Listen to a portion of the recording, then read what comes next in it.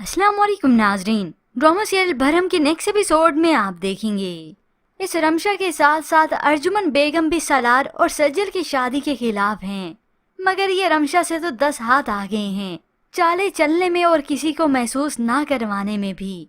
रमशा को भी वो अपने साथ मिलाना चाहती हैं और उसे यही लालच दी कि तुम्हें सालार मिलेगा। अब सज्जल और सालार की मंगनी की तैयारियां जोरों शोर पे होती हैं, तो सालार के कहने पर तैमूर पाशा अपनी बीवी को मनाते हैं, तो अर्जुमन बेगम भी गिला करती हैं। सच तो ये है कि तुम आज तक अपने आप को मेहरुनिसा से अलग कर ही नहीं पाए और मैं तुम्हारे दिल में जगह नहीं बना सकी। ये सुनकर तैमूर पाशा अपनी बीवी के पास आकर बैठते हैं, उसे एतमाद में लेते हैं। मेरे दिल और मेरी जिंदगी में तुम्हारी जितनी अहमियत है वो मेरी जिंदगी में मेरी आखिरी सांसों तक चलेगी। जबकि दूसरी जानिब ये ताबिश अपनी बीवी अलीजे की हर ख्वाहिश पूरी करना चाहता है, उसे कंप्रोमाइज करता हुआ भी नहीं देख सकता। उसके लिए गिफ्ट तो ला देता है, मगर नौकरी तो उसके पास है नहीं। अब ग्रोसरी करने के भी उसके पास कोई पैसे नहीं बचे, सिर्फ आखिरी 10,000 ही बचे हैं। यही परेशानी अपनी वालदा को बता रहा था, तो अलीजे कमरे में खड़ी ये सब कुछ सुन लेती हैं। ये सुनकर वो भी परेशान हुई ताबिश के लिए, उसकी इस मजबूरी के लिए। अर्जुमन बेगम जो सालार और सज्जल के इसी मंगनी के सिलसिले में सज्जल के घर जाती हैं ताकि ये इवेंट को प्लान किया जा सके। अब वो सज्जल को बताती हैं कि बहुत बड़ा इवेंट है, इसके लिए इंतजामात भी ऐसे ही देखने हैं। तो सज्जल इस बात को एक्सेप्ट करती है, मानती है। मुझे मालूम है कि ये बहुत बड़ा इवेंट है, कोई मामूली इवेंट नहीं, इसलिए मैं चाहती हूँ मैं जिस घर में रहती हूँ मेरी खुशियों का आगाज इसी घर से ही हो। ये सुनकर अर्जुमन बेगम तो हक्की बक्की रह जाती हैं। उनकी अना को तो ये हरगिज कबूल नहीं, उन्हें ये सज्जल कबूल नहीं, तो ये घर जहाँ पर इज्जत इनका स्टेटस मिट्टी में मिल जाएगा, लोग क्या बात करेंगे।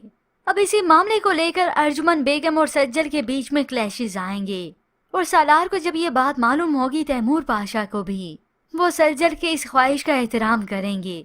सालार तो क्योंकि वैसे भी बदल ही चुका है और यूं अर्जुमन बेगम को भी उन्हीं की माननी पड़ेगी, क्योंकि वो तो यही जाहिर कर रही हैं कि उन्हें इस रिश्ते से कोई एतराज नहीं।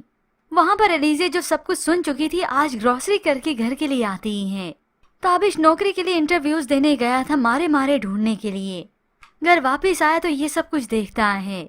ये सब देखकर उसका दिल बहुत दुखता है। मैं इतना बेबस नहीं हूँ तुम्हारे पैसों पे डिपेंडेंट हो जाऊं। आज तो अलीजे तुमने मुझे मेरी नजरों में गिरा दिया।